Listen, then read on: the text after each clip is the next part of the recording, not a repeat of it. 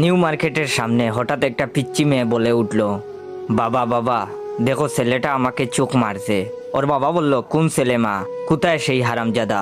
মেয়েটা ওর হাতের আঙ্গুল আমার দিকে করার সাথে সাথে আমার কলিজা শুকিয়ে গেল।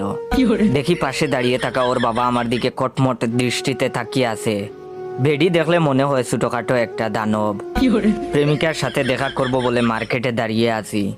ওই 4-5 বছরের পিচ্চি মেয়েটা আমাকে প্রথমেই চোখ মেরেছে। প্রথম কয়েকবার পিচ্চিটা মারার পর আমিও দুষ্টামি করে একটা চোখ মেরেছি।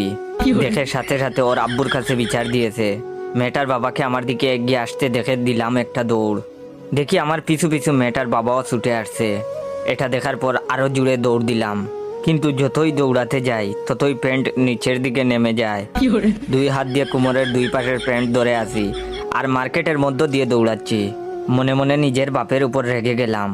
প্রত্যেকবার প্যান্ট কিনে দেওয়ার সময় এমন ঢিলে ডালা প্যান্ট কিনে দেয়, যার জন্য আমার এই দশা এখন। দৌড়াতে গিয়ে যদি প্যান্ট খুলে যায় তাহলে ইজ্জতের ফালুদা হয়ে যাবে। হঠাৎ বাসার লুঙ্গিটাকে খুব মিস করতে লাগলাম। লুঙ্গি পরে দৌড়ানোর মজাই আলাদা, বাতাসের প্রবাহ খুব কাজে দেয়। হঠাৎ সামনে প্রেমিকাকে দেখে কলিজা আরো শুকিয়ে গেল। আমাকে দৌড়াতে দেখে ও টাইটানিক সিনেমার মতো 2 হাত মেলে দাঁড়িয়ে রইল। আমার প্রেমিকা অভিনয় শিখবে বলে কয়েকদিন আগে একটা কোচিংয়ে ভর্তি হয়েছে। কোচিং করার পর থেকে আমার সাথে এমনভাবে কথা বলে যে বুঝতেই পারি না ও আমার প্রেমিকা না, ছবির নায়িকা। ওর কাছে পৌঁছেই বললাম, চলো এখান থেকে পালাই, না হলে মায়ের একটাও মাটিতে পড়বে না। আমার কথা শুনে প্রেমিকা বলে উঠল, না না না, এ হতে পারে না। তোমার সাথে প্রেম করব বলে আমি 7 সমুদ্র 13 নদী পার হয়ে তোমার কাছে ছুটে এসেছি, আর তুমি কিনা আমাকে বলছো এখন থেকে পালিয়ে যাব।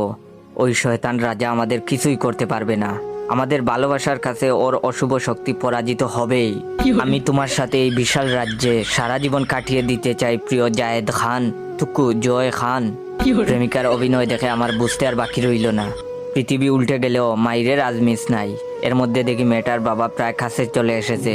প্রেমিকাকে বললাম, তুমি আমার সাথে যাবে কিনা? প্রেমিকা দেখি আবার অভিনয় করে বলে উঠল, এ জীবন যদি চলে যায় যাক, তবু আমি এই রাজ্য ছেড়ে কোথাও যাব না। আমি বললাম, থাকো তুমি তোমার রাজ্য নিয়ে, আমি পালালাম, নিজে বাঁচলে বাপের নাম। যেই দৌড় দিতে যাব ঠিক তখনই প্রেমিকা আমার শার্ট টেনে ধরে বলল, যেতে চাইলে যেতে দিব না, না না না, যেতে দিব না, তোমায় হৃদমাজারে রাখিব, ছেড়ে দিব না। প্রেমিকাকে বললাম, আল্লাহর দোহাই লাগে আমাকে ছেড়ে দেও। প্রেমিকা আরো শক্ত করে ধরে বলল, না না না, তোমাকে এই সুন্দর রাজপ্রাসাদ ছেড়ে যেতে দিব না। এর মধ্যে পিচ্চি মেয়েটার বাবা এসে আমাকে ধরে ফেললো। কোনো কথা না বলেই নাক বরাবর দিল এক ঘুষি। চোখের সামনে কয়েকটা জোনাকি পোকা দেখতে দেখতে ফ্লোরে পড়ে গেলাম।